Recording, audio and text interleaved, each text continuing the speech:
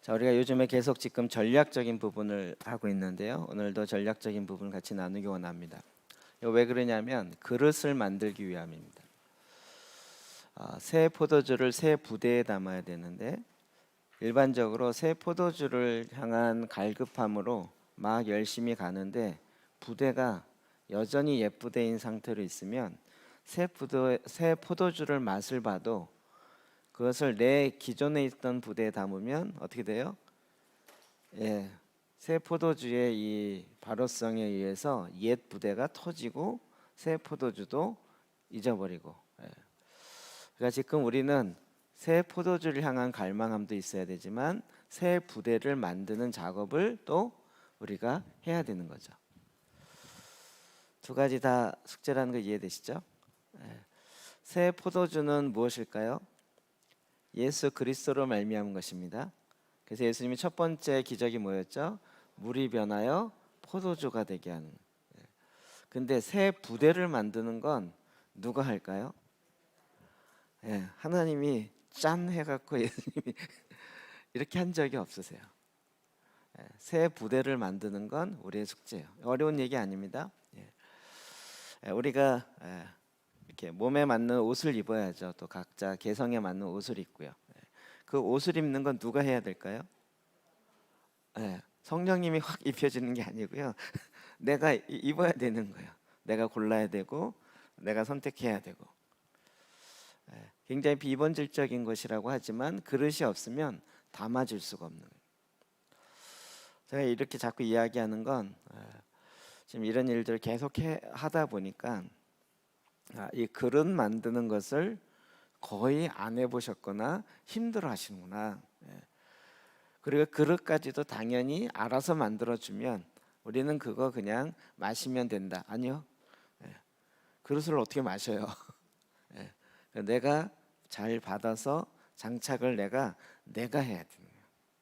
아무리 새 옷을 사도 소매나 기장이 안 맞으면 어떻게 해야죠? 세탁소 가서 줄이고 뭐 맞춰서 해야 되는 거예요. 이 작업은 적어도 우리가 해야 되는 거죠. 그러니까 지금 새 부대를 만드는 작업들을 우리 모두가 다 열심히 해야 됩니다. 그냥 이렇게 옷을 입고 이거 왜 내 몸에 안 맞지? 이거 옷이 안 좋네 이렇게 얘기하면 내가 해야 될 숙제를 내가 놓쳐버리는 거예요. 그래서 새 포도주를 향한 갈망과 주님을 향한 그 열정으로 나아가는 것도 굉장히 중요하지만 그래도 어떻게 해요? 우리가 새 부대를 만드는 작업에도 나름대로 신경을 쓰셔야 돼요. 여러분 지금 오늘 시편으로 기도하기 제 9시기도를 했죠. 이런 일들을 제가 왜 자꾸 이렇게 할까요? 뭐 책도 만들고 같이 하고. 여러분 가정에서 가정재단 어떻게 세우나 이제는 점점 쉬워지지 않아요? 제가 처음에는 제사장 기도 갖고 가정에서 하세요 그랬더니 제사장 기도 자체를 어려워해서 이제는 시편 기도를 가지고 매일 꾸준하게 하나씩 사람이 참 이상해요. 시편 갖고 집에서 하세요 그러면 그냥 이렇게 대충 내 마음대로 하잖아요. 그러다가 안 하잖아요. 이렇게 딱 메시기도 딱 정해져 갖고 이렇게 하니까 오늘 메시기도 하자 그러면 쭉 하게 되는 거죠. 쭉 이런 식의 그릇을 만들어야 되는 거예요. 그래서 최대한 좋은 그릇을 여러분에게 지금 만들어서 주고 있으니까 이제는 다들 기성복 시대로 바뀌었어요. 기성복이 워낙 잘 나와서 이제 웬만큼 소매랑 이렇게 발 기장이나 이런 것만 조정하면 될 정도로 잘 돼 있다는 거죠. 이해가 확 되네. 네, 그래서 그런 작업들을 해야 되는데, 그럼 그것도 사실은 이제 옷이 중요합니까? 몸이 중요합니까? 당연히 몸이 중요하죠. 옷은 어떤 면에서 버릴 수도 있죠. 찢어질 수도 있고, 좀 이렇게 뭐가 튀어서 뭐 팬트 같은 거 튀면 이제 안 지워지면 못 입을 수도 있고. 그럼에도 불구하고 옷에도 굉장히 다양한 뭐 이렇게 뭐랄까 역할에 따라서 다양한 옷이 있다는 거 아시죠? 운동할 때 입는 체육복, 뭐 작업할 때 입는 작업복, 또 뭐 밭에서 일할 때 주로 입는 그 뭐라 하죠, 몽빼 바지라 그러나 다양하게 있죠. 일단 뭐 결혼식장에 가서 입는 옷, 그때 그때마다 다르게 거기에 맞는 옷을 입어야 되는 것처럼 우리가 새로운 부대, 새 부대를 준비하는 작업을 해야 된다는 거예요. 여러분, 이것은 우리에게 끊임없이 요구되는 것인데,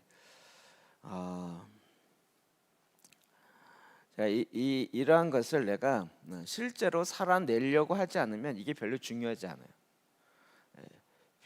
그러니까 별로 이렇게 그냥 혼자만 계속 있고 혼자 있는 게 너무 좋아 이런 사람은 그냥 집에서 있는 평상복 하나 갖고 1년 365일 살 수 있어요. 뭐 옷이 뭐 중요해? 뭐 이러면서 살 수 있어요. 근데 내가 주님의 뜻에 따라서 주님의 일하심을 이루어내려면 거기에 맞는 옷들을 만들어야 되는 거예요.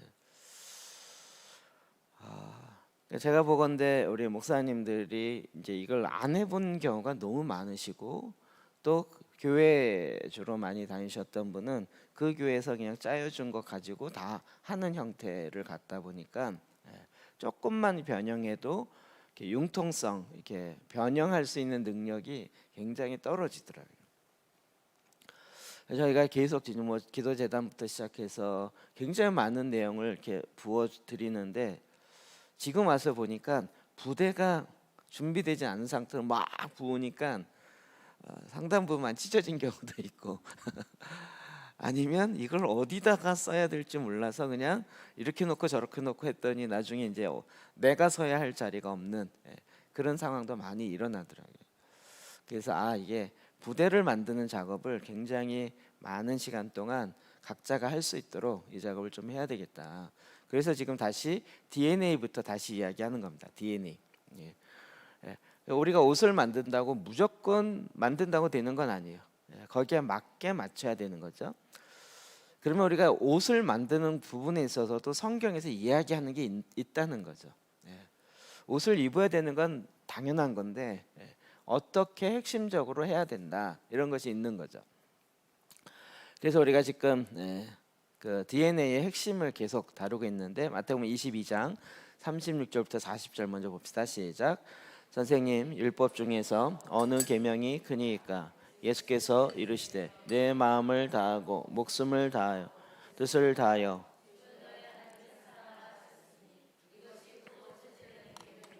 둘째도 그와 같으니 내 이웃을 내 마음과 같이 사랑하라 하셨으니 이 두 계명이 온 율법과 선지자의 강령이라. 마태복음 28장 19절 20절 시작.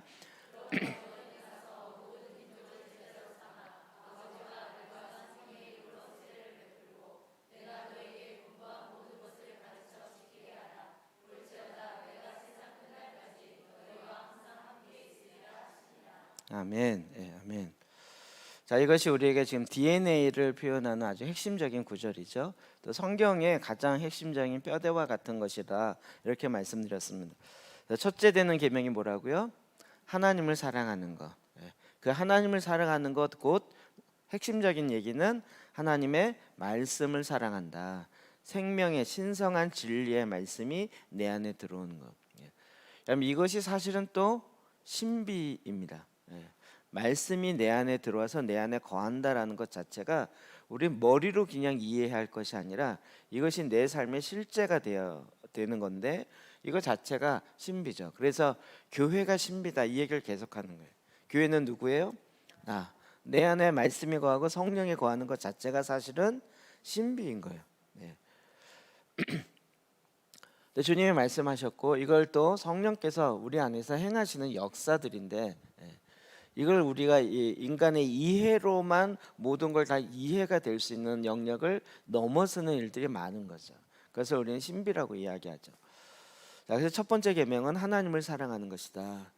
하나님 사랑하는 것 곧 말씀을 사랑하는 거다. 그래서 우리 성경 읽기를 사랑의 마음으로 계속한다는 거죠. 계속하고 계신 거죠? 계속하고 계신 줄 믿습니다. 두 번째는 뭐예요? 이웃을 내 몸과 같이 사랑해라. 그러면 이건 뭘 얘기하냐? 이웃을 사랑한다는 건 뭘까? 그럼 우리는 굉장히 추상적으로 나오는데 그 성경적으로 쭉 핵심적을 뽑아보면 오늘 우리가 이걸 더 많이 이야기할 텐데, 양육적 관계, 그냥 좋은 관계가 아니라 실제적으로 양육적 관계를 갖는 것이다. 그리고 이제 마태복음 28장 19절 20절인 것처럼 모든 민족으로 가서 제자를 삼아라. 이게 우리가 가서 이 가서라는 게 보냄을 받았다라는 거예요. 보냄을 받은 자, 이게 사도다 이렇게 얘기하는 거예요. 어떤 직책의 높은 자리 이런 얘기보다 보냄을 받은 자다, 뭐 사신이다, 대사다 이렇게 이야기하는 많은 그 의미가 들어 있는 거죠. 그래서 이제 그걸 이제 사도적 사명, 즉 보냄 받은 자로서의 사명이다라는, 이 세 가지가 DNA의 핵심을 이루고 있다. 좀 계속 이렇게 이야기했습니다. 그래서 이것을 구체적으로 진행해 가는 과정을 우리는 지난주에 투쓰리 시스템이라고, 한 사람이 두세 사람이 내 이름으로 모인 것에 주님은 어떻게 했어요? 함께 거하시겠다고. 내 안에도 거하시지만 또 두세 사람이 내 이름으로 모인 곳에, 그냥 우리 성도들이 모이면 주님이 거하신다 이런 얘기를 훨씬 뛰어넘는 거라 그랬어요. 정말 내가 주님을 사랑하고 이웃을 사랑하는 이 주님의 말씀을 온전히 지키겠다, 그리고 가서 제자를 삼으라는 이 말씀을 내가 살아내겠다, 이렇게 한 마음이 되는 사람이 두세 사람이 주의 이름으로 모인 것에 주님이 함께 계시겠다. 이런 케이스가 여러 개 일어난다. 그런 이야기를 지금 지난주에 나눴던 거죠. 이것이 창조의 원리고, 가족을 통해서 온 인류를 지금 73억이라고 얘기하는 그것도 다 이 가족 시스템, 이런 형태로 나아가서 만들어진 것이고, 그런데 이제 오늘날에는 이런 유기체적인 생명력에 의한 가족, 생명력에 의한 교회를 보기보다는 조직체로서의 경험을 더 많이 해서 이런 초대교회에 갖고 있었던 많은 너무나도 좋은 것들을 놓쳐버린 거죠. 우리가 뭐 직장이 가족처럼 여겨라 이런 얘기 많이 하지만, 직장이 가족인가요? 어떤 상황이 되면 또 금방 아닌 거죠. 우선순위가 딱 이런 부분에서 우리가 이걸 어떻게 만들어 갈 것인가, 이런 숙제들을 해야 하는 것입니다. 자, 그래서 우리에게 지금 필요한 것은 뭐냐면, 제자 삼느라 주님이 말씀하셨던 거예요. 제자를 삼아라. 우리가 아까 봤던 마태복음 28장 19절, 너희는 가서 모든 민족으로 제자를 삼아라. 이게 이제 제자가 디사이플이잖아요. 그래서 삼아라, 만들어라, 이게 메이킹이거든요. 그래서 이제 메이킹 디사이플은 제자 삼기 뭐 이렇게 이야기를 해요. 요 책 이름이 한 사람이 또 한 사람이라고 돼 있지만, 사실 영어 원서에 보면 디사이플 메이킹 핸드북이라고 이렇게 원서에 보면 돼 있어요. 책의 제목은 그거예요. 제가 오늘 이 책에 있는 내용의 2분의 1을 여기다 담아서 하는 거예요. 이 책이 제가 왜 그러냐면, 제가 이제 간사 훈련을 받을 때, 제가 마침 간사 되는 그 해에 신입 간사 훈련이 너무 중요하다. 간사 되고 나면 너무 바쁘고 일이 너무 많은데 잘 감당하기 어려웠고 자기 개발이 힘드니까 아예 간사 처음 시절에 훈련을 따로 떼어내서 해야 된다, 이런 문제 제기가 계속 되다가 저희 선배 간사들이 결단을 하고 신입 간사 딱 뽑는 순간에 이제부터는 간사 훈련을 한다 해서 6개월 동안 합숙 훈련을 했어요. 그래서 6개월 간사 훈련 제가 일기예요. 진짜 힘들었어요. 이 팔도에서 모이는 간사들이 이렇게 20명이 모였는데, 쉬운 예로 아침에 이제, 그러니까 뭐 먹고 자고 이런 춘천의 그 회관에서 모여서 옥상 3층에 옥탑 같은 데서 20명이 자고, 그리고 이제 아침 밥을 뭘로 먹을 것인가, 이걸 이제 회의에서 결정했는데 2시간 동안 회의했는데 결정 못했어요. 빵을 먹자, 밥을 먹자. 그리고 6개월 동안 얼마나 싸우고 그랬는지 막 저는 진저리가 져지는 거예요. 그때 이제 간사 훈련 같이 6개월 동안 조금 늦게 들어왔지만, 딱 일주일인가 2주 늦게 들어와서 간사훈련을 이렇게 동안 같이 했던 사람 중에 한 명이 생명의 강성교회 목사님이에요. 6개월 동안 같이 있었어요. 그러니까 옛날이어져. 이게 벌써 몇 년 전이야. 20년, 35년 정도 되는. 춘천 가면 제가 6개월 동안 살았기 때문에 그 골목 이런 게 이제 이렇게 생각이 들어오는. 그때 이제 간사님들이 캠퍼스에서 주로 하는 게 제자 훈련하고 이런 거니까 여러 가지 진짜 신학교 교육처럼 했었는데 이 책을 원서로 읽어가면서 저희가 번역하고 읽어가면서 6개월 동안 공부했던 책이에요.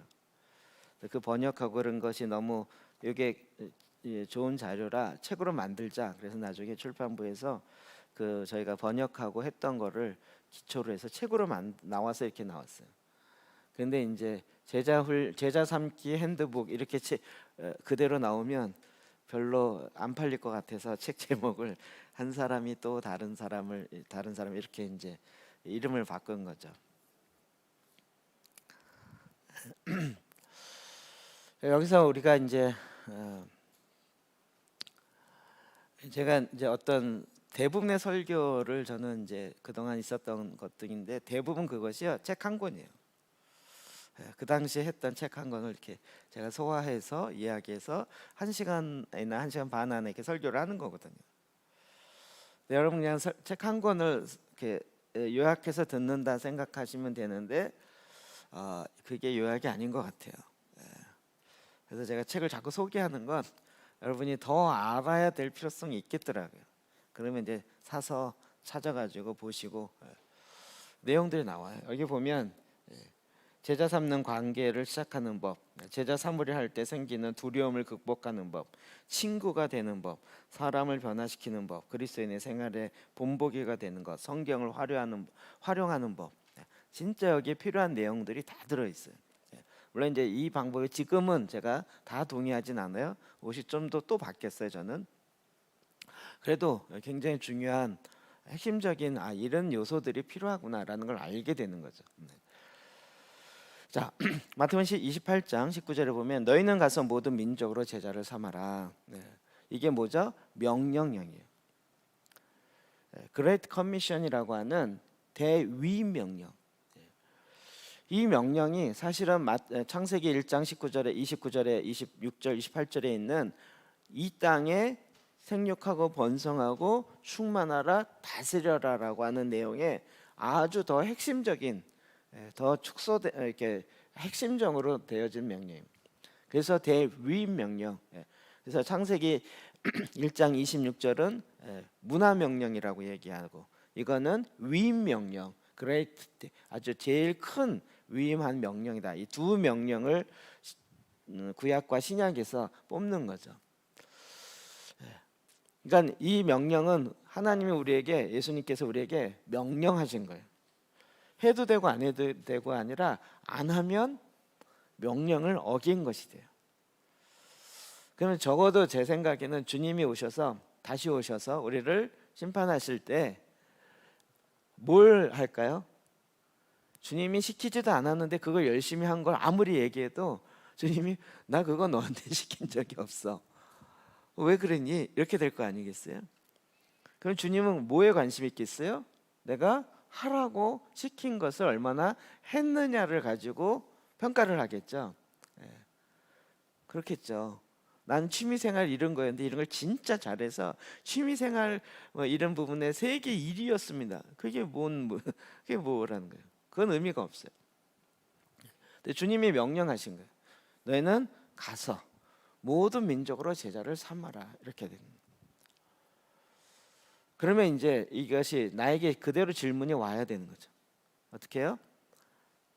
나는 제자 삶은 사람이 있느냐 이렇게 나오는 거죠. 그거 우리는 못해요. 목사님들만 했어요. 우리는 안 돼요. 아무리 핑계를 대도 아니 왜 누가 높아요? 목사님 높아요? 예수님 높아요? 유치하게 물어보는데 그렇죠? 근데 이 말씀 제가 늘 이야기 드리지만 칼빈도 종교교육을 했던 칼빈도 이 말씀을 해석을 잘못했던 거죠. 이거는 예수님 당시에 12 제자에게만 해당되는 명령이었다 이렇게 본 거였어요. 한국 교회에 이제 제자 훈련이라는 것이 훅 퍼지게 된 거는 뭐냐면 사랑의 교회 오카누 목사님에 의해서. 그리고 이제 칼 세미나라고 하는 제자 훈련 세미나를 하는데 거기에 이제 막 1,000명씩 이렇게 모이면서 많은 교회가 그 교회에서 하는 제자 훈련을 따라서 하기 시작했죠. 근데 그럼 그것의 제자 훈련 세미나의 한국식 이름이 뭔지, 첫 번째 그 나온 책의 이름이 뭔지 아시죠? 평신도를 깨운다. 평신도를 깨운다. 책 이름이 무슨 얘기죠? 제자 훈련을 모든 사람이 다 해야 되는데 평신도들 다 자고 있다는 거예요. 그러니까 그들을 깨워서 이 하나님의 이 명령을 순종하게 한다, 이런 얘기인 거죠. 여러분 깨어나셨나요? 마지막 때라는 것 때문에도 깨어나야 되고 제자 훈련 때문에도 깨어나야 되고 깨어날 일이 되게 많습니다. 깨어나셨나요? 그래서 이제 막 제자 훈련 한참 그러다 보니 이제 각 교회마다, 우리나라는 또 한번 이게 유행이 타기 시작하면 모든 교회가 또 다 해야 돼요. 안 하면 이상한 교회가 돼버리니까 처음엔 이게 위험하다 뭐 어쩌고저쩌고 뭐 그러다가 이제는 뭐 다 그랬더니 그 결과가 지금 현재는 뭐예요?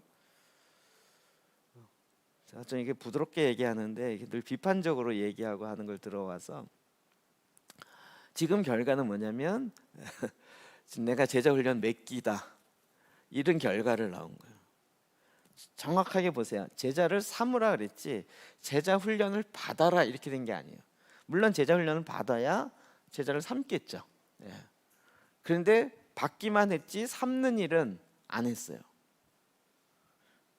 그럼 제자를 삼아서 가르치고 하나님의 사람으로 양육해서 만들어낸 사람이 있나요? 얼마나 있나요? 주님, 여러분이 나중에 그런 얘기 많이 해요.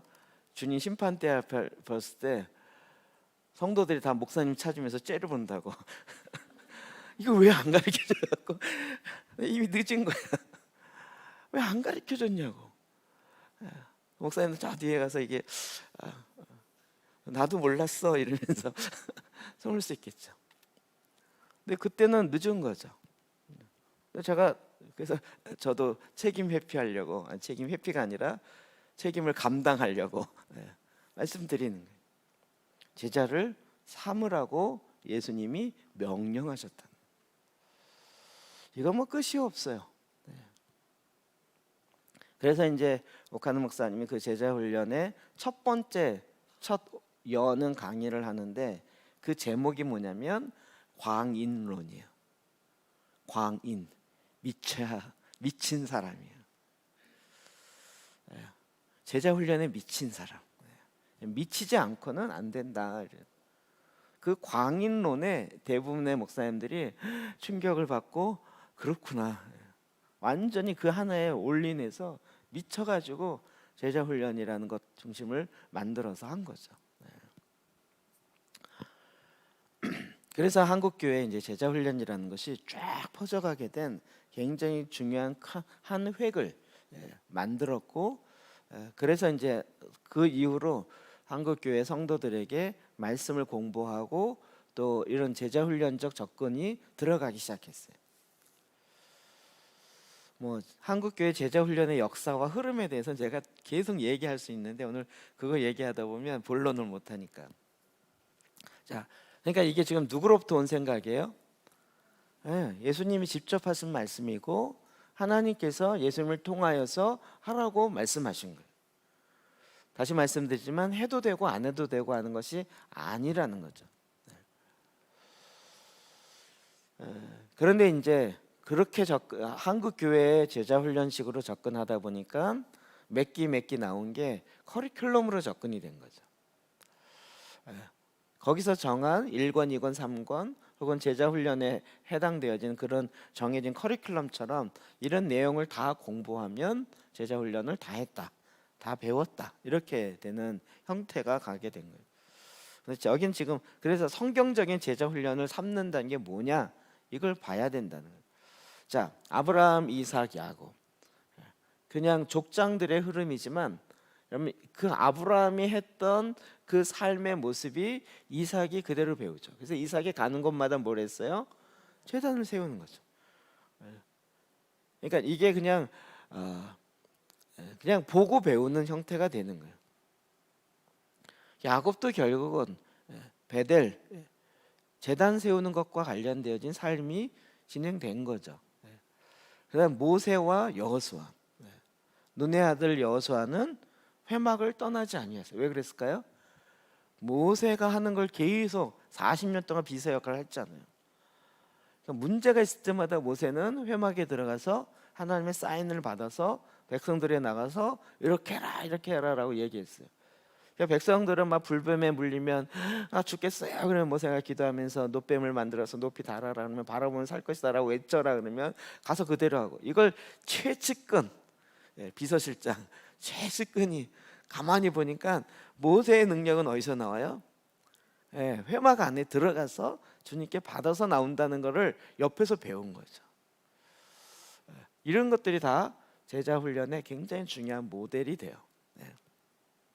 또 엘리야와 엘리사, 선지자 학교라고 이야기한. 그럼 이것이 어느 사람이 특정적으로 만들어낸 제자 훈련의 프로그램이 아니고요, 성경의 전반적인 흐름 속에서 이미 있어 왔다는 거예요.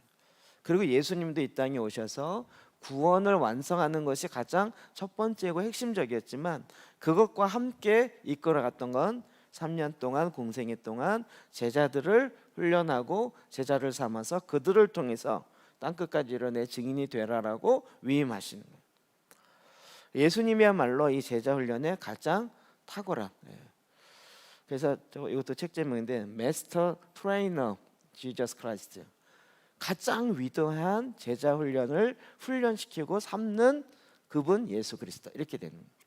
그러니까 예수님이 어떻게 제자를 삼았는지를 우리가 끊임없이 보면 거기에 제자 훈련 방법이 나오고 내용이 나오고요, 거기에 원리가 나오고요, 이런 것들이 쭉 나와요.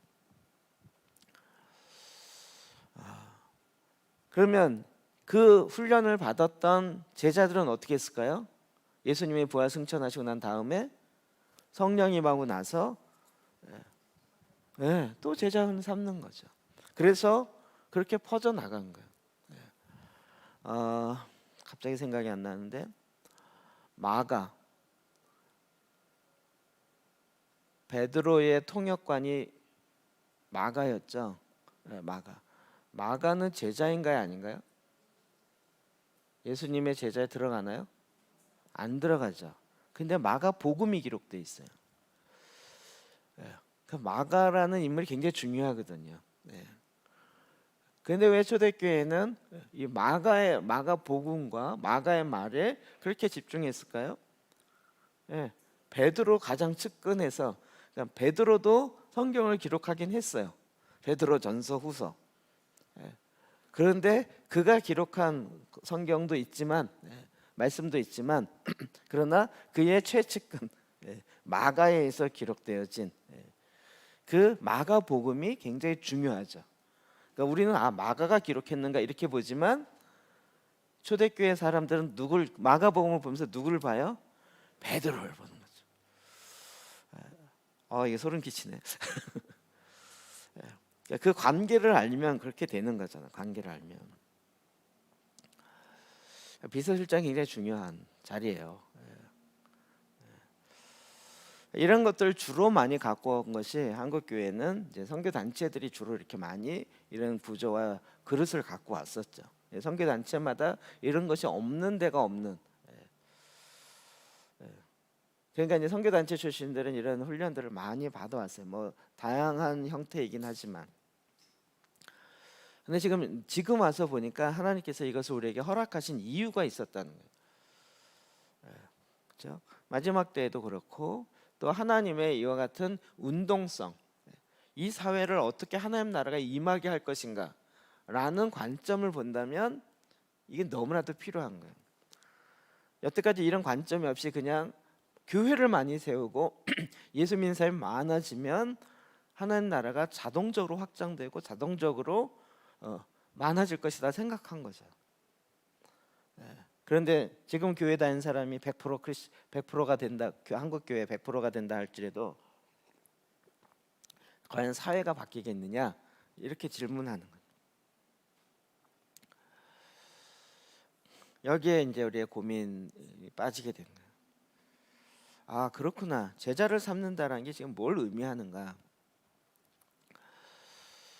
그럼 주님이 이것을 우리에게 모델로 보여주셨기 때문에 주님이 제자를 삼을 때 이런 이야기를 요한복음 빌립보서 4장부터 봅시다. 시작. 그러므로 나의 사랑하고 사모하는 형제들, 나의 기쁨이요 면류관인 사랑하는 자들아. 아멘. 아멘. 나의 사랑하고 사모하는 형제들. 지금 바울에 의해서 그 지역을 갈 때마다 그렇게 제자를 삼는 사람들이 있었죠. 디모데는 누구였습니까? 바울이 가서 가장 사역에 좋은 열매를 맺었던 곳이 에베소죠. 그 에베소의 감독으로 남겨둔 사람이 바로 디모데인 거죠. 사이크로포스, 지역에 앞에 섬이 있죠. 거기에 감독으로 남겨둔 사람 누구예요? 디도. 그러니까 이게 이런 내용들이 성경의 전반적인 그림을 놓고 보면 그냥 디도서가 그냥 나온 게 아니고 실제 사도 바울과 같이 사역하는데 사도 바울도 예수님이 했던 것처럼 가는 곳마다 사람들로 하여금 영적 자녀로 삼으시고 그리고 그들에게 주님이 알려주신 그 놀라운 계시들을 알려주면서 실제 이런 사역을 굉장히 전략적으로 감당을 했던 거죠. 그러면서 그들을 볼 때마다 어떻게 해요? 나의 사랑하고 사모하는 형제들, 나의 기쁨이여 면류관인 사랑하는 자들아. 정말 사랑이 펄펄펄 솟아나는 것 같지 않으세요? 나의 사랑하는 형제들, 나의 사모하는 형제들. 무슨 연애 편지 같아요. 나의 기쁨이라는. 이게 자녀랑 비슷해서요. 자녀는 항상 부모에게 있어서 항상 기쁨이죠. 어떤 상황에도 기쁨이에요. 보면 그냥 기쁨 이렇게 되는 것처럼, 근데 이 영적인 자녀, 이 제자 삼는 건요, 진짜 내게 영원한 기쁨이 돼요. 영원한. 그러니까 지금 제자를 삼아야 됩니다. 이 얘기는 여러분 되게 부담스러워 느낄 수 있지만 영원한 기쁨이 내게 생기게 되는 거예요. 할렐루야죠. 나는 이렇게 기쁨이 없나? 제자 훈련 안 해서 그래요. 그건 너무 힘들어요. 힘들어요. 인정해요. 마치 자녀를 낳고 키우는 게 진짜 힘든 거죠. 그런데 기쁘죠. 예수님도 마찬가지였고, 이거는 우리에게 굉장히 큰 걸 우리에게 주고 있어요. 요한복음 17장 13, 14절이요. 시작. 지금 내가 아버지께로 가오니 내가 세상에서 이 말을 하옵는 것은 그들로 내 기쁨을 그들 안에 충만히 가지게 하려 함이니 내가 아버지의 말씀을 그들에게 주었사오니 세상이 그들을 미워하였사오니 이는 내가 세상에 속하지 아니함과 같이 그들도 세상에 속하지 아니함으로 인함이니. 아멘. 네. 내가 지금 요한복음 17장 예수님의 대제사 기도라 그랬죠. 언제 해요? 마지막 목요일 저녁에 겟세마네 동산에 가는 그 와간에. 저는 이런 제자 훈련하면서 이런 내용들은 충분히 많이 이렇게 하고 있었는데 시점은 이번에 고난 주간 지나면서 이 기도가 이때 하신 거구나, 이게 들어오기 시작한 거예요. 그런데 내가 이 말을 하옵는 것은 그들로 내 기쁨, 예수 그리스도 안에 있는 기쁨을 그들 안에 충만히 가지게 하려 함이라. 이게 구원도 있지만 예수님은 제자들 보면서 너무 기쁜 거예요. 이 세상은 나를 영접하지 않았는데 이들은 나를 하나님이 보낸 자로 믿었다는 거예요. 그들을 보면서 그 예수님의 마치 자녀를 보는 것보다 더 큰 기쁨들이 그 안에 있는데 그 기쁨이 또 우리 제자들을 통해서도 그 기쁨이 충만하게 하기 위해서 지금 이 기도를 하고 있다는 거예요. 그래서 여러분이 제자 삼는 이 일은 정말 우리에게 영원한 기쁨을 갖게 해요. 또 14절에도 내가 아버지의 말씀을 그들에게 주었사오니 세상이 그들을 미워하였사오니 이는 내가 세상에 속하지 아니한 같이 그들도 세상에 속하지 아니함. 그냥 쉽게 편하게 이야기하면 우리 보혈기도 시편기도를 만들어서 여러분에게 주었는데 이거는 일반적인 세상에 속하지 않았어요. 그런데 그것을 받아서 와 정말 그런 유익을 막 받으면서 너무 기뻐하는 모습을 보는 저는 어떨까요? 그 기쁨이 클까요? 저의 기쁨이 더 클까요? 모르시겠죠? 예수님 지금 계속 그 이야기인 거예요. 이게 그냥 무슨 이걸 하느냐 안 하느냐 이걸 떠나서요. 지금 생명과 관련된 거잖아요. 메시아를 기다린다고 했던 유대인이 오히려 메시아를 거부하는, 근데 전혀 무명한 사람들 같은 그들 가운데 오히려 이분이 메시아다라고 믿으면서 따라오는 그 제자들에게는 예수님이 엄청난 기쁨이 있는, 그들을 향한 기도가 예수님이 끊임없이 가는 거죠. 그리고 예수님은 그 12명의 제자들에게 위임하신 거예요. 모든 민족으로 제자를 삼아라. 저는 제가 이 믿음 대단하다고 생각했어요.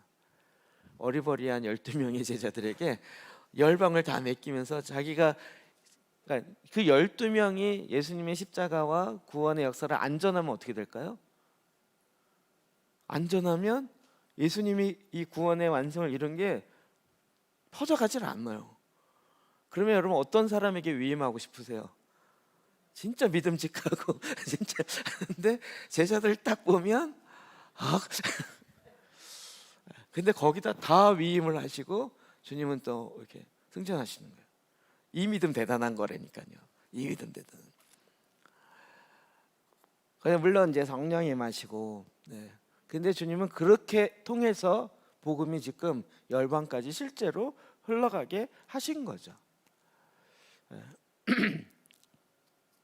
그래서 이 제자를 삼는 것은 하나님의 사역이에요. 하나님께서 지금도 이것에 관심을 갖고 계시고 우리로 하여금 이 하나님의 명령에 어떻게 순종할 것인가를 고민 안 하면 안 되는 거예요. 그렇지 않나요? 그러니까 제가 지난주에 했던 이 투쓰리 시스템이라든지 이 DNA 이런 거는요, 막 저한테는 샘솟는 것 같았어요. 어떻게 제자를 삼아? 사랑의 교회 그 제자 훈련 시스템으로 제가 저기도 해봤고 했지만 이게 쉽지 않겠다. 이제는 제가 그걸 비판하고자 함이 아니라 그보다 좀 더 나은 것들을 더 많이 보게 된 거예요. 그리고 원리적인 측면에서 어떤 건 약간 성경과 좀 다른 부분이 있다. 다르다기보다는 그러니까 이런 거죠. 더 발전해야 되는 거예요. 더 발전. 그러다가 지금 발견한 게 저희 DNA를 통해서 지금 이게 흘러가게 하는 거예요. 여러분이 다 그것을 할 수 있는 사람이고 해야 되는 사람이라는. 그럼 뭘 가르쳐요? 뭘 가르칩니까? 우리는 뭔가 가르쳐야 된다는 부담감이 되게 많잖아요. 이게 전통적으로는 방법은 뭐냐면 목사님에게 배워서 가르친다 이렇게 생각을 많이 하는 거죠. 그래서 이걸 그냥 전달하는 사람이다. 그랬더니 어떻게 해요? 목사한테 배운 거를 까먹기 전에 빨리 가르쳐야 된다는 부담감이 전달했는데 난 또 까먹었어. 그러면 뭐예요? 이런 방법이 전달만 하는 거죠. 근데 전달이 중요한 게 아니라 전달과 전수라는 두 축이 같이 가야 돼요. 전수는 뭐예요? 내가 삶으로 되는 거예요. 자, 주님은 이런 초대교회의 방법들을 그러니까 이런 제자 훈련에 기존의 한국 교회에 나와 있는 또 전 세계적으로 많이 흘러가고 이런 것들이 어느 정도 새로운 시도와 또 새로운 도움이 많이 됐지만 부족했던 부분을 우리가 보완할 수 있게 된 거죠. 자, 그런 의미에서 제자 삼기란 인격적인 사역인 거예요. 예수님의 제자들과 같이 인격적인 사역을 실제로 한 거예요. 뭐냐면 그냥 공식적인 자리에서만 만나는 것이 아니라 늘상 같이 함께 쉽게 만나고 일상적인 얘기를 할 수 있어야 되는 거죠. 요한복음 1장 38, 39절 봅시다. 시작.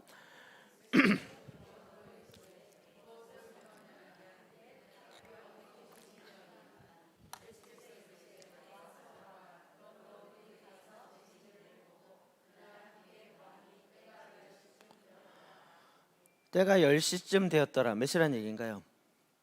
더하기 몇 해야죠? 6. 예. 오후 4시. 그러면 유대적 시간 개념으로 언제죠? 하루가 끝나는 거죠. 그렇죠? 그리고 이제 저녁이 되면 새로운 날이 되니까 이 얘기는 무슨 표현이에요? 결국 하루 종일 같이 있었다는 얘기죠.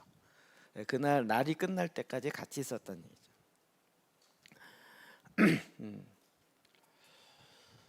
그러니까 지금 사람들도 예수님이 질문할 기회를 줬어요. 자, 질문을 해보십시오.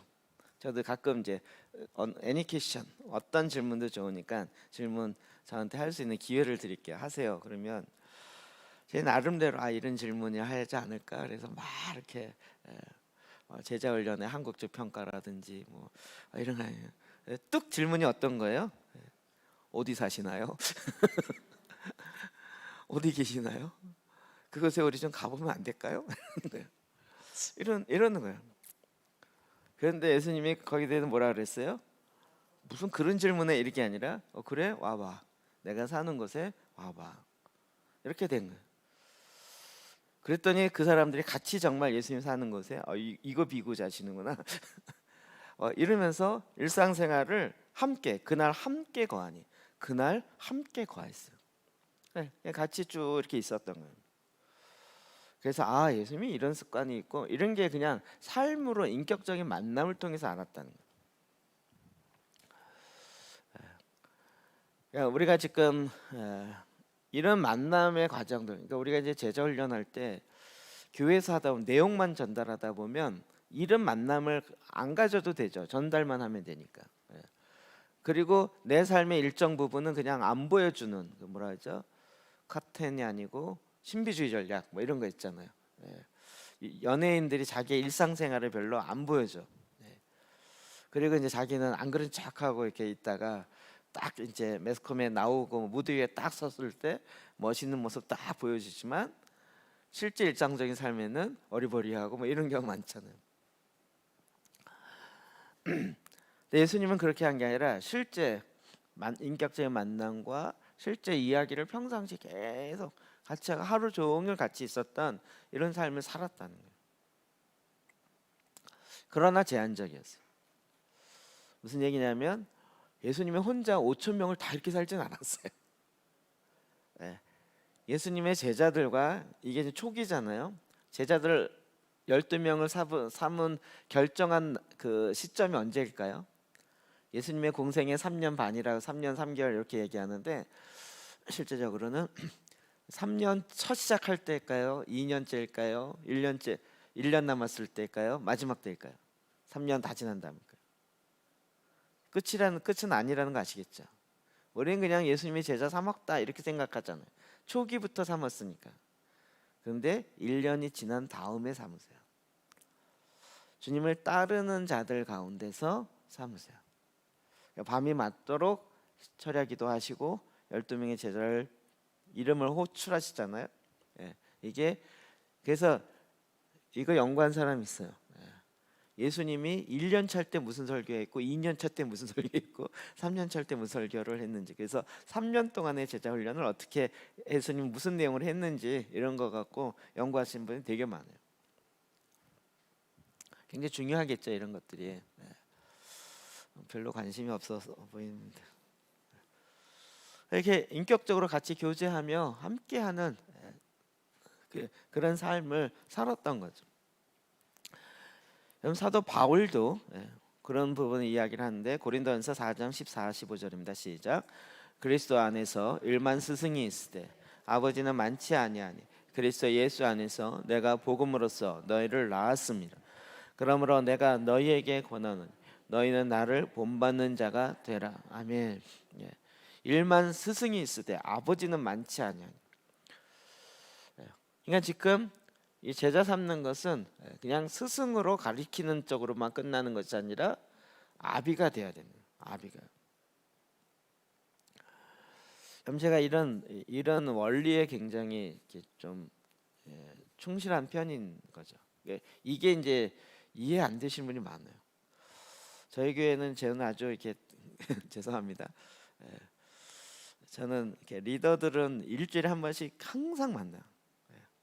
저희 리더들은 오히려 리더 모임 안 나온다 그러면 왜 안 나오는지 얘기하고 상황 파악돼야 되고 이게 다 돼야 되는.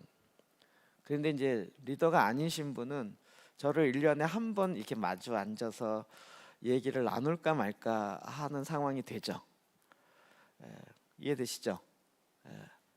그래서 우리 지난번에 이경희 집사님이 나도 좀 마음대로 질문하고 마음대로 만나고 싶은데 왜 안 되게 하냐?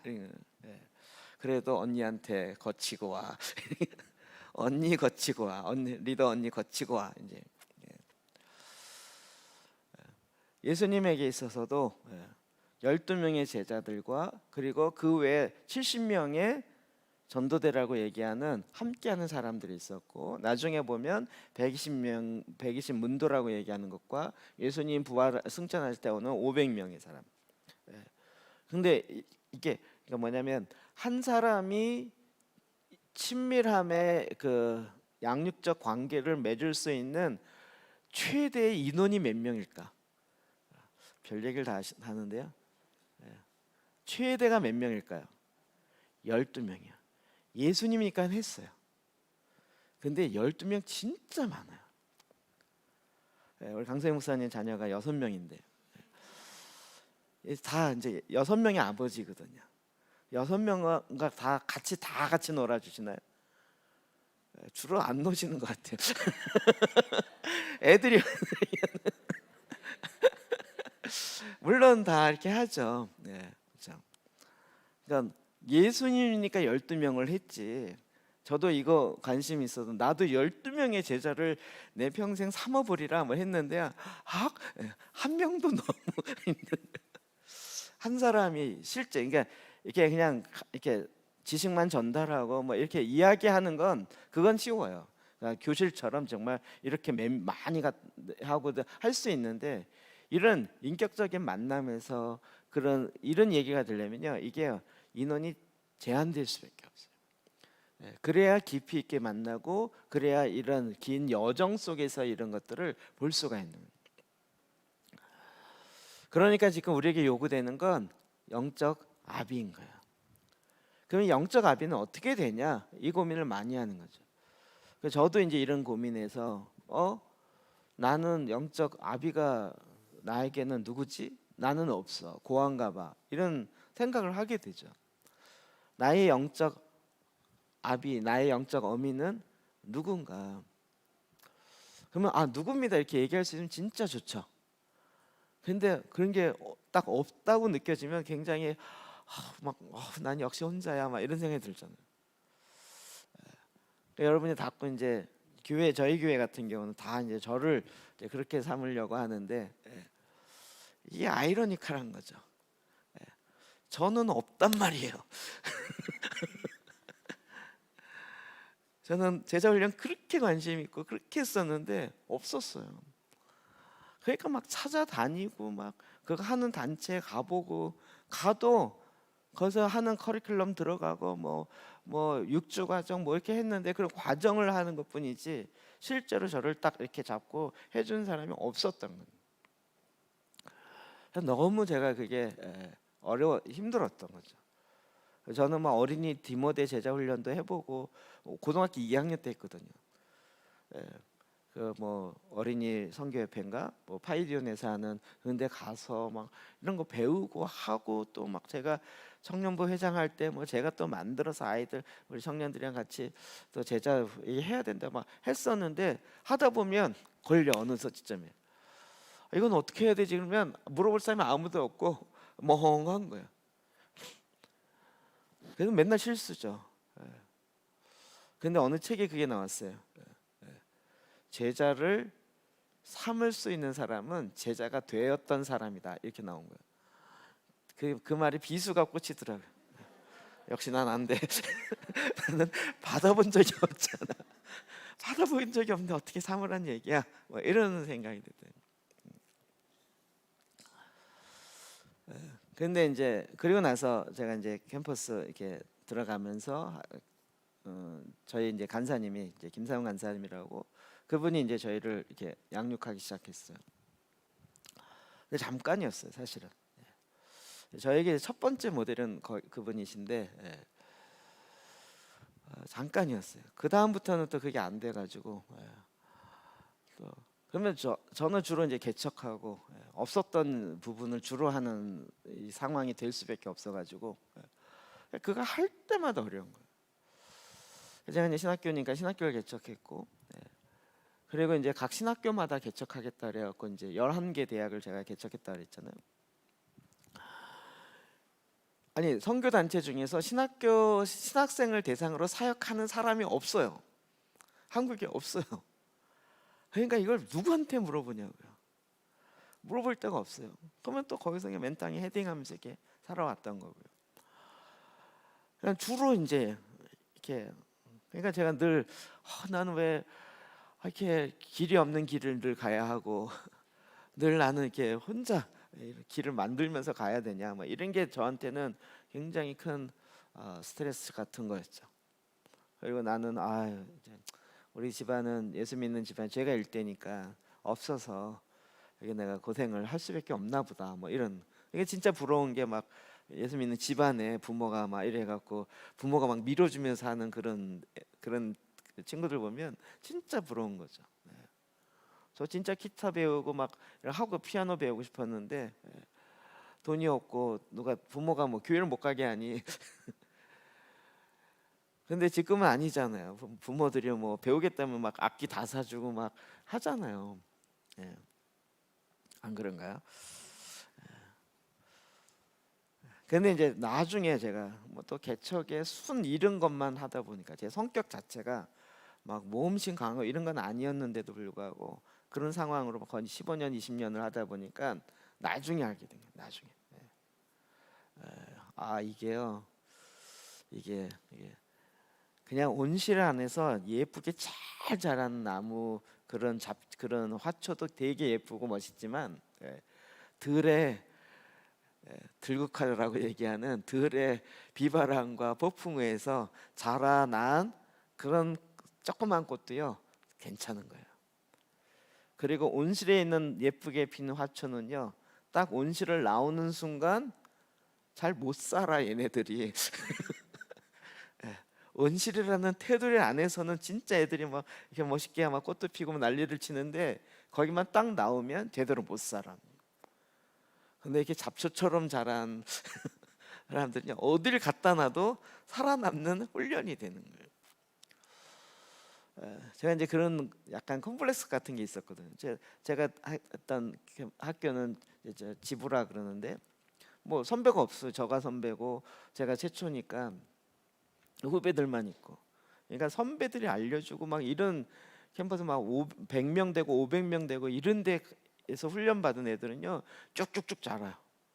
와 진짜 부럽더라고요. 그래서 저는 그런 걸 뭐 배워본 적이 없으니까 제가 그냥 그런데 구경 가갖고 뭐 하나 얻어서 야 매일 아침 기도회 이런 것도 있대. 2년이 지난 다음에 알았어요. DPM 있다는 거를. 야 저기 매일 기도한대. 했더니 얘기했더니 그런 걸 어떻게 해요? 그래 그런 거 같아 나도. 이러면서 근데 이제 나중에 지나서 보니까요 이 세팅되어 있는 데에서 자라는 아이들은 딱 나오면 잘 못 살아요. 근데 이제 저 같은 케이스는 뭐 이제 그래서 지금 이런 것도 하는 거예요.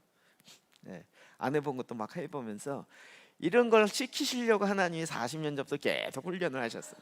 지금 돌이켜 보니까 하나님 진짜 감사하죠. 아니요 감사합니다 하나님. 감사하죠. 제가 시편 기도나 어떤 이런 보혈 기도나 이런 걸 그냥 하기가 쉽지 않은 내용 이 부분이 있었는데도 그냥 하게 되는 건 이런 걸 계속 훈련시킨 거죠. 근데 영적 아비가 만들어지는 것이 우리에겐 너무나도 중요한 거예요. 근데 그 아비가 그냥 내가 아비다 그래서 되는 게 아니라 우리가 속사람을 통해서 보니까 진짜 아비됨이 뭔지를 알게 되는 거죠. 그리고 이제 좀 있으면 나오겠지만 엔타임 콜링의 마지막 때 영적 아비들이 일을 한다라는 것이 뭔지를 알게 되는 거예요. 그래서 이게 아비가 그냥 내가 제자를 많이 삼아서 나는 이제 영적 1세대 아비야 이렇게 되는 게 아니고 속사람이 실제로 커야 되는 거예요. 자, 그래서 이제 한 사람이 또 한 사람을 빌립보서 3장 17절 시작. 형제들아 너희는 함께 나를 본받으라. 그리고 너희가 우리를 본받는 것처럼 그와 같이 행하는 자들을 눈여겨보라. 아멘. 아멘. 사도 바울이 나를 본받아라. 나를 본받아라. 사도 바울이 실제 그 삶을 살아오면서 자기가 어떻게 그리스도 안에서 변화되어지고 그 변화되어진 것으로 끝난 것이 아니라 주님을 알고 이제 이방인의 사도로 부름받아서 그 일을 실제로 자기의 데스티니를 이뤄가는 그 삶의 여정들을 보여주면서 나를 본받아라 이렇게 됩니다. 저도 이제 이게 마음에 그런 기쁨들이 있어요. 그래서 여러분 이건요 굉장히 비전을 품은 사역이에요. 그럼 그 비전은 우리는 큰 프로젝트를 자꾸 생각하는데 그게 아니라 한 사람이에요. 한 사람. 마태복음 4장 19절 볼까요? 시작. 말씀하시되 나를 따라오너라. 아멘. 누구에게 한 말이죠? 베드로에게. 언제요? 부르는 순간에. 그러니까 예수님은 베드로를 보면서 이미 베드로 한 사람을 통해서 하나님의 비전을 본 거죠. 베드로는 어리버리하고 어부 출신이고 성격이 굉장히 급한 다혈질의 사람이라고 우리는 알고 있지만 주님은 그 안에서 그 사람을 향한 비전을 본 거예요. 이 사람을 향한 하나님의 계획은 무엇이었어요? 많은 사람을 주께로 오게 하는 어부의 역할이에요. 이 사람 원래 어부였거든요. 근데 이제 고기를 많이 잡는 어부가 아니라 사람을 많이 낚아오는 어부가 된대요. 그래서 사도행전에 어떻게 돼요? 한 번 그물질했더니 5천 명, 한 번에도 3천 명, 진짜 어부 됐죠. 주님은 벌써 이 베드로를 처음 만난 순간부터 베드로를 향한 하나님의 계획을 보고 그걸 이끌어간 거죠. 제가 이 얘기를 하면 꼭 예를 드는 경우 있어요. 제가 어디 설교를 듣다가 진짜 그런 이름만 대면 알만한 큰 교회 목사님이신데 그 교회에 그 목사님을 전도한 분이 그 교회 집사님으로 살아요. 다녀요. 되게 아이러니하죠. 그러니까 그 교회가 아니었고 이제 그 어느 집사님이 이분을 전도했어요. 이분이 이제 예수 믿고 정말 이렇게 순종하고 하면서 신학교를 가고 목사가 돼서 교회를 개척하면서 교회가 굉장히 막 부흥하게 됐어요. 근데 이 전도했던 그 집사님이 그 교회에 있는 거예요. 막 부흥 강사도 하시고 막 말씀도 잘 전하시고 복음도 잘 전하시고 그래서 굉장히 많은 열매가 있죠. 근데 이걸 보면서 그 집사님 가끔 만나면 목사님 되게 바쁘시죠. 뭐 하나님이 이렇게 더 쓰시고 저렇게 쓰셔서 그렇다고. 이번에도 막 집회 통해서 막 예수 믿게 된 사람 150명이나 믿게 됐다고. 목사님 진짜 하늘의 상급이 진짜 크시겠네 했더니 뭐 그냥 주님이 하셔서 한 거죠 했더니 그런데 그 목사님을 전도한 나는 상급이 얼마나 될까요? 근데 그 집사님은 평생 이 한 분을 전도하고 이 한 분에게 에너지를 쏟은 거예요. 근데 아시겠죠? 우리는 막 눈에 나타나는 그런데 그 한 분이 그를 통해서 변화되어서 저도 동산교회 목사님 전도했던 그 상호 형제라고 하도 많이 들어갖고 그 진짜 엄마 없고 애 없고 막 돈 없어서 학교 못 가는 그 진짜 지질이 이상한 성격 급한 애를 데리고 교회를 갔던 그 상호. 한동안 교회를 안 다녔어요. 나중에 보시면. 그래서 그 전도를 받고 본인이 이렇게 됐다고 얘기를 계속 하잖아요. 그러니까 지금 우리가 여러분 이게 굉장히 비전을 품는다는 게 한 사람이에요. 그래서 이게 원맨 비전이라는 거예요. 비전 그러면 막 크게 큰 사역할 이러라고 생각하는데 그렇지 않고요. 한 사람인 거예요. 그런 사람이 1명, 2명, 3명 많아야 12명일 수 있는 거지 이걸 사람의 한계로 넘어선다는 건 진짜 어려운 거예요. 그냥 이렇게 일반적으로는 알 수 있죠. 근데 정말 이렇게 영적 아비의 관계로 이걸 삼는 건 쉽지가 않은 거예요. 예. 그다음 이게 선교 전략이기도 하죠. 예수님께서 하셨던 제가 이 얘기는 몇 번 했어요. 요한복음 17장 20절 21절 시작. 내가 비옵는 것은 이 사람만 위함이 아니요 또 그들의 말로 말미암아 나를 믿는 사람도 위함이니 아버지여 아버지께서 내 안에 내가 아버지 안에 있는 것 같이 그들도 다 하나가 되어 우리 안에 있게 하사 세상으로 아버지께서 나를 보내신 것을 믿게 하옵소서. 아멘. 주님의 기도가 진짜 전략적이에요. 내가 지금 비옵는 내가 지금 이 기도를 하는 것은 이 사람만 누굴까요? 12명의 제자들만 위함이 아니고 또 그들의 말로 말미암아 나를 믿을 사람들도 위함이에요. 아직 믿었어요? 안 믿었어요? 안 믿었어요. 근데 믿게 될 거예요. 이 믿음도 대단해요. 그들을 위해서까지도 지금 기도하고 있어요. 근데 너무 감사하죠. 그게 퍼지고 퍼져서 그 안에 누가 있어요? 내가 있어요. 그러면 이 기도는 지금 누구를 향한 기도예요? 나를 향한 기도까지도 돼버리는. 또 나를 통해서 믿게 될 사람 기도까지도 되는. 얼마나 전략적이에요. 이 기도가 끝나지 않아요. 계속 유효하도록 주님이 아주 유효 기간을 무한대로 만들어 놓으셨습니다. 이러면서 아버지요, 아버지께서 내 안에 내가 아버지 안에 계신 것 같이 그들로 다 하나가 돼요. 우리 안에 있게 하사. 삼위일체 하나님 안에 있게. 이게 신비죠. 우리가 그냥 예수를 믿고 복음을 받아들였다 이 끝나는 것이 아니라 그리스도가 내 안에 내가 그리스도 안에 온전한 연합 하나 되어짐 이게 삼위일체 하나님의 인격 안에 거하는 이것이 있게 한다는 거예요. 제가 이걸 이해하고 나서 보니까 이건 더 엄청난 기도예요. 그냥 예수 믿고 해서 몇 때까지 잘 퍼져가게 해주십시오. 처음엔 이렇게 이해했어요. 근데 그게 아니라 다 지금 어디 안에 넣어요? 삼위일체 하나님 안에 넣기 시작하는. 거기에 누가 들어가 있어요? 저와 여러분이 들어가 있는 거예요. 엄청난 거죠. 할렐루야요. 여러분이 이 표현이 그런데 신의 패밀리에 들어가 있다니까요. 하나님 나라의 왕족이다 이 얘기하면 별로 감이 없어요. 우리는 약간 이 샤머니즘적으로 표현해야 더 신의 가족에 들어가 있는 자들이에요. 이게 믿음으로 취하는 거예요. 실제이고 우리 영이 실제니까 그 안에서 하나 되게 했어요. 우리의 모든 초점은 다 삼위일체 하나님에 딱 되어 있고 그 안에 한 몸을 이루는 교회를 이루신 거죠. 주님의 선교 전략이야. 변화되지 않는 선교 전략이에요. 사탄이 이걸 깨기 시작한 거죠. 안 돼, 아무나 안 돼. 아무나 안 돼. 그리고 여기다가 다른 인간의 생각을 자꾸 넣기 시작했던 거예요. 이 얘기를 제가 왜 이렇게 하느냐? 여러분 지금 우리가 DNA를 살아내는 거.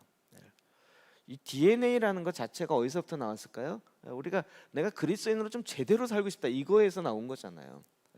나 제대로 믿는 사람, 정말 내가 예수를 믿는 게 뭐냐, 그걸 좀 제대로 믿고 제대로 변화되고 성경에 얘기하는 것처럼 그런 그리스도인을 살아보고 싶다라는 것에 나온 거잖아요.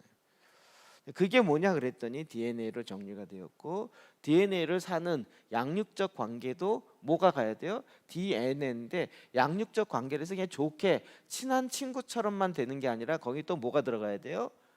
양육적 관계, 양육적 안에는 또 신성한 진리가 또 들어가야 되는 거예요. D 따로 N 따로 A 따로 이렇게 가는 게 아니라 이게 또 하나로 가는 거죠.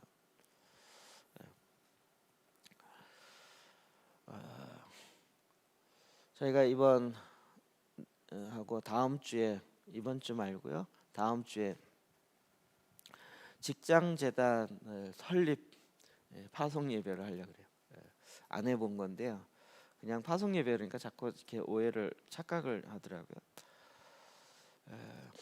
저희 교회에서 이제 있었던 게 많이 이제 훈련하고 했던 우리 집사님이 원주로 이사가고 공장에 횡성으로 가면서 거리가 너무 멀어서 교회를 저희 1년 반 그 동네 교회를 다니다가 전혀 문제가 없었는데 근데 본인은 이제 이 DNA가 들어간 거죠. 저희가 지금 직장을 하는 이유는 여러분 이게 그 공장을 넓혀간 게 아니고요. 진짜 가기 싫었어요. 어떻게 하면 안 갈까? 어떻게 하면 이 시흥 요떡에 잡을까? 되게 희한해요. 옛날 총각도 아닌데 여기가 고향인데 고향을 떠나기 싫어하는 거예요. 자기 별로 떠나보지 않았다는 거예요. 그리고 여기 있는 게 자기가 돈 벌기에 훨씬 안전하고 훨씬 편한 거예요. 거기에 가면 여기 100평이 공장이었는데 300평으로 넓혀가야 되고 위험 부담이 3배가 아니고요. 훨씬 더 큰 거예요. 그리고 그걸 된다라는 보장 자체가 없고. 근데 여기 있는 게 훨씬 편하고 안전하고 지금 근데 이제 하나님 주시는 말씀이 있는 거죠.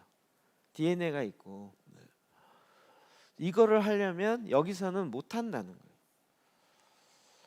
직장에서 하나님 나라가 임하려면 직장에 있는 모든 그 같은 직원들이 그 하나님의 가치와 하나님의 이걸 전달해야 되는데 그렇게 해줄 공간이 없어요. 해줄 여건이 안 되고요.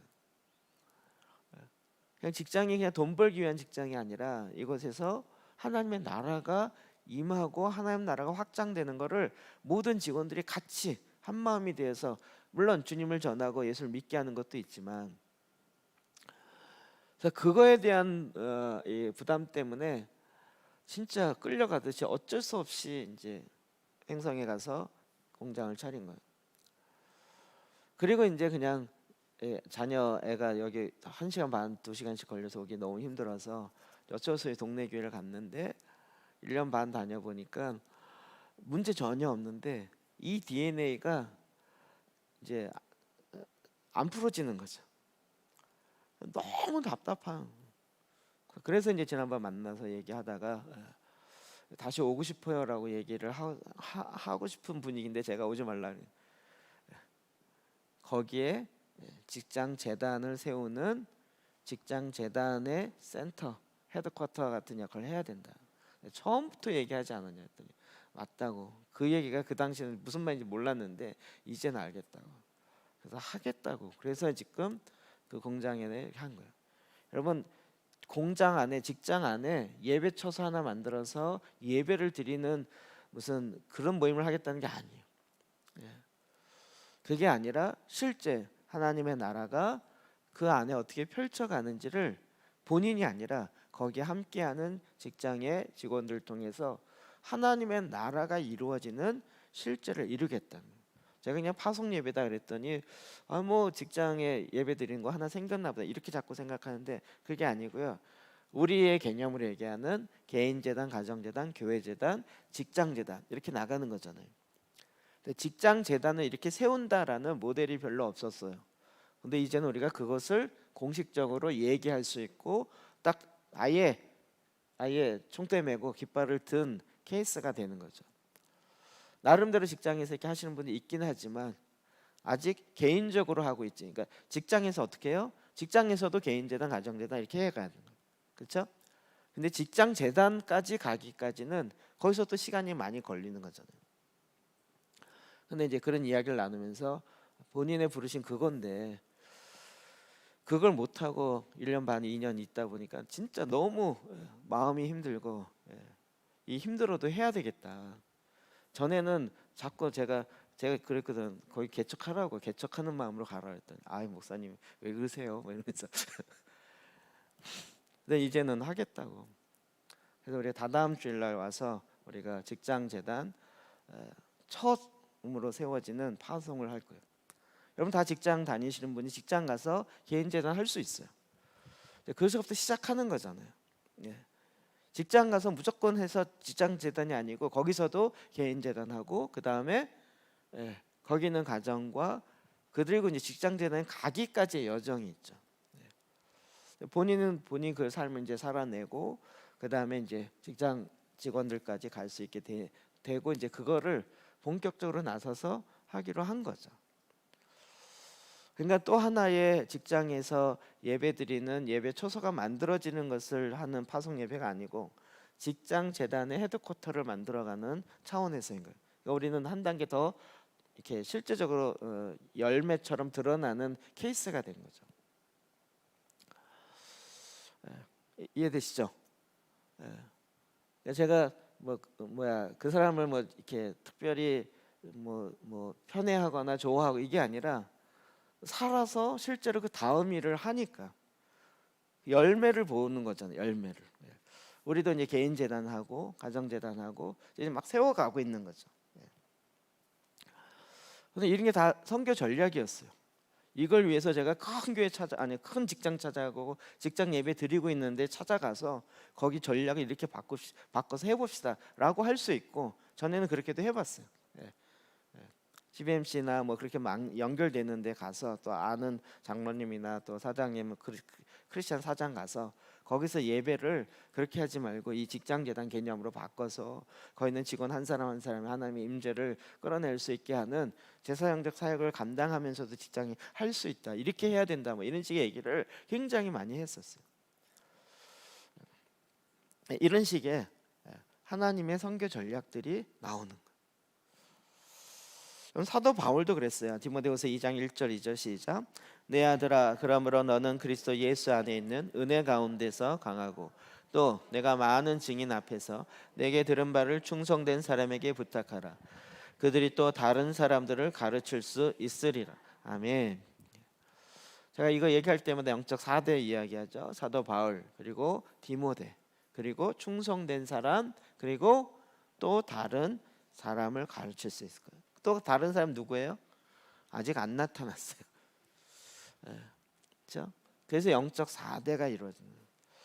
여러분, 헤드쿼터의 역할을 하려면 영적 3대에서 4대로 만들어 3, 4대가 되어야 헤드쿼터가 돼요. 본부의 역할을 할 수 있다고요. 영적 2대 갖고는 안 돼요. 부모 있고 자녀 있고 이렇게 되면 안 되고, 이 자녀에 의해서 만들어지는 또 다음, 이거 뭐죠? 재생산이 된다는 거예요. 시스템으로 이렇게 하면 그냥 1대에서 끝난 게 아니고, 1대는 그냥 목사님 혼자 여러 사람 이렇게 할 수 있어요. 그럼 1대, 2대 이렇게 되는 거잖아요. 그런데 2대에서 3대가 나오려면 그렇게 훈련받고 그렇게 함께한 사람들이 또 다른 사람을 양육하고 제자 삼아서 그들에게 전달과 전수가 되는 일을 해야 되는 거죠. 이게 3대가 되어지는 거예요. 그러니까 지금 건물을 지을 때 2층 짓는 거랑 3층 짓는 거랑은 너무 다른 거예요. 약간 2층은 1층 짓다가 그 위에 하나 더 얹으면 되지, 약간 이런 느낌이 있어요. 근데 3층은요 2층 짓다가 하나 더, 이게 아니고요, 기초부터 다시 놔야 돼요. 3층을 올라가면 기초부터, 1층 지으려면 기초 별로 안 나요. 그냥 대충 다지고 돌 놓고 그 위에 지으면 되는 거예요. 근데 3층 이상 지으려면 기초에 땅을 파야 돼요. 거기다 기초를 놓고 콘크리트를 치고 철근 놓고 해야 위로 올릴 수가 있는 거예요. 영적 4대가 만들어지려면 이 시간이 오래 걸리긴 하는데, 그러나 나중에 보면 이게 시간을 절약하는 거예요. 그래서 제가 원하는 건, 성경에서 이야기하는 건 I commit to you, 이게 무슨 얘기냐면 헌신은요 사람에게 하는 거예요. 부모가 자녀를 양육할 때 헌신하죠. 셋째, 넷째가 나오면 어떻게 돼요? 걔가 자랄 때까지 내가 나의 계획이 달라지는 거잖아요. 애가 자랄 때까지. 그게 헌신 자체가 되는 거죠. 그러니까 진정한 헌신은 어떤 의미에서 일에 헌신하는 것이 아니라 사람에게 헌신하는 거예요. 예수님께서 그래서 12명의 제자에게 예수님이 헌신하신 거예요. 그러니까 우리가 지금 탱크 모임이나 지금 저희 교회 모임이나 다 이 구조로 가는 거예요. 그러니까 막 목사님 국가 재단과 국가 변혁을 위해서 크게 해야 되지 않을까요? 크게 하기 위해서 지금 한 사람 한 사람에게 집중하는 거예요. 많이 모여야 뭐가 되는 게 아니고, 지금 한 사람 한 사람이 이와 같이 변화되는 거예요. 그러니까 마인드는 같아요. 온 열방에 주님의 나라가 이루어지게 하고 온 모든 나라를 주님의 제자로 삼는 거예요. 근데 그것을 실천하는 부분에 있어서는 어떻게 된다고요? 그래서 작은 것부터. 하나님 나라는 큰 것, 그래서 우리 스쿨에 이야기한 것처럼 비전은 글로벌하게 하고 전략은 스몰하게 해야 돼, 이 얘기거든요. 우리가 지금 온 열방을 제자 삼고 열방의 유업을 회복해야 되는데 그것의 실제적인 전략은 뭐예요? 한 사람을 제자 삼는. 근데 이게 거꾸로인 사람이 많아요. 막 열방 이렇게 하는데 한 명도 제자한 사람쯤 못해요. 그걸 하나도 안 하고 있고 못해요. 그런데 자꾸 열방 얘기하면 밑이 터진 웅덩이처럼 밑이 부어지는 거예요. 그래서 이 제자 삼기라는 것은 주님이 우리에게 부어주신 비전이고 전략이고 내용이에요. 그러니까 우리가 제가 요즘에 이제 성령에 대한 설교를 하다 보니까 이렇게 이런 관점으로 지금 여태까지 있었던 성령 교단과 성령 사역하시는 분들의 모습이 좀 보여지는데 거기 제자 삼는 게 별로 없어요. 그냥 성령이 오면 다. 그런데 나름대로 이제 제자 삼는 일들을 만들어가기 시작해요. 여러분 여의도 순복음교회가 성령으로 부흥했다.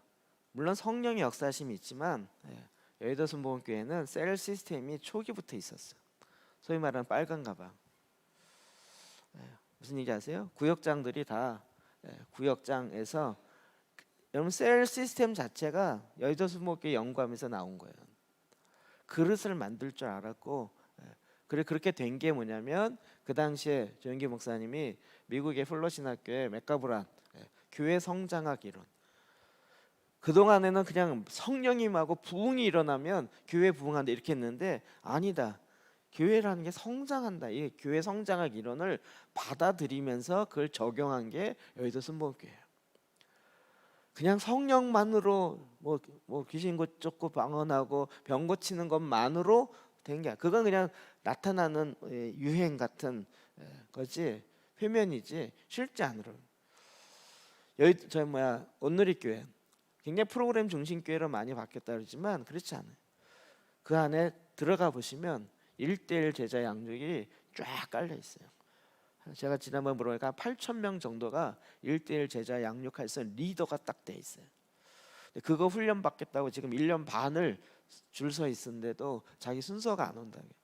한번 맡으면 그 교제를 건 1년에서 1년 반 이상 해야 되는데 그 1:1로 하게 돼 있어요. 그냥 이렇게 되지 않아요. 저희가 지금 처음 이렇게 탱크 모임이나 저희 교회적으로도 시작하는데 제가 이 설교를요 교회 개척하면서 바로 했었거든요. 제가 10년 만에 다시 그거를 들여다 놓고 이렇게까지 자세하게 안 했지만 제가 어제 이걸 준비하면서 결국 그 당시에는 못 알아들었다는 뜻이구나.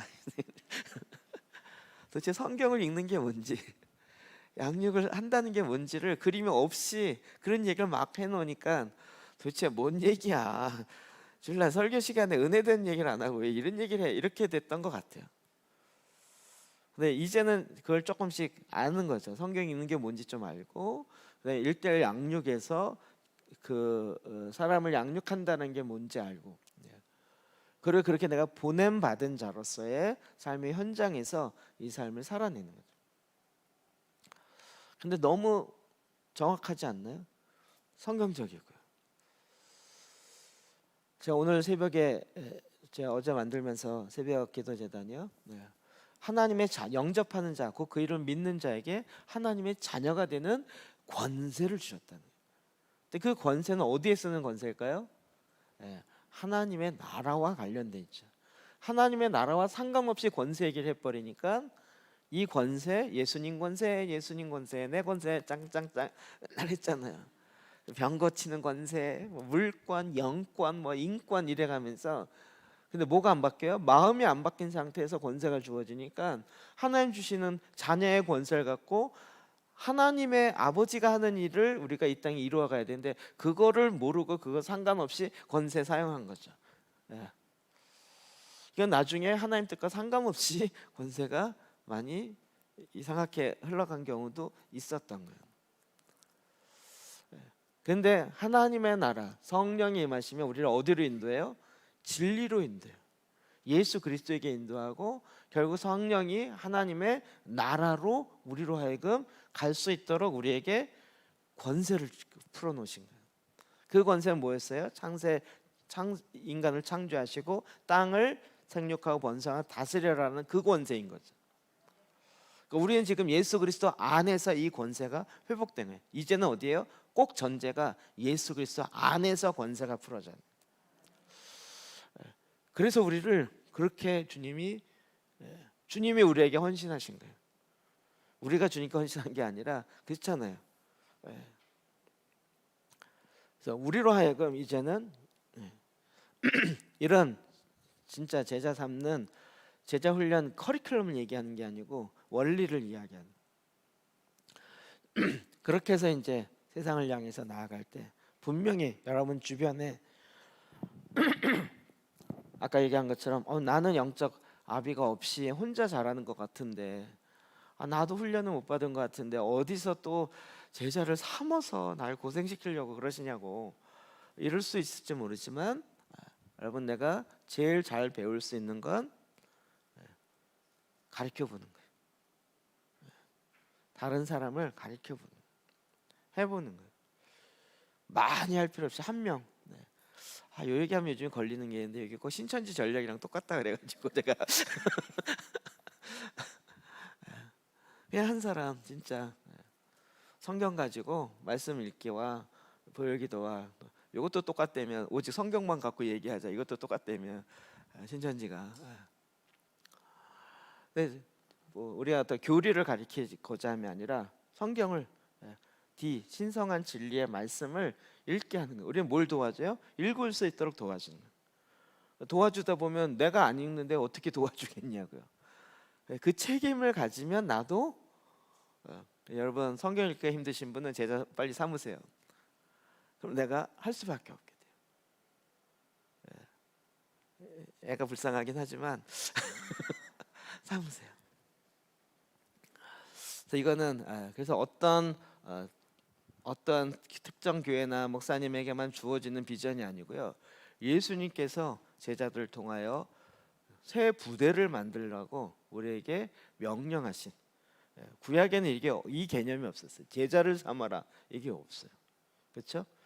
이스라엘 백성의 언약 백성의 개념으로 모델을 우리에게 만드신 것이고 신약에 와서는 거기 플러스 제자를 삼게 하신 거예요. 할렐루야. 여러분 이것은 이 큰 그림 가운데 그럼 우리가 어떻게 제자를 삼을 것인가? 2, 3 시스템을 가야 돼요. 많은 사람 할 필요 없이 2명, 3명. 언제까지 하냐? 이 사람이 다른 사람을 제자 삼을 때까지. 원리는 충분히 이해되시죠? 그래서 우리가 어떤 교리적인 뭘 집어넣는 것이 아니라 말씀이 들어가고 생명이 들어가고 그가 영적인 아비가 되어서 또 다른 자녀를 양육하는 이 과정을 같이 가는 그게 나에게 축복이에요. 엄청난 주님의 축복이에요. 이것을 우리에게 맡기신 거예요.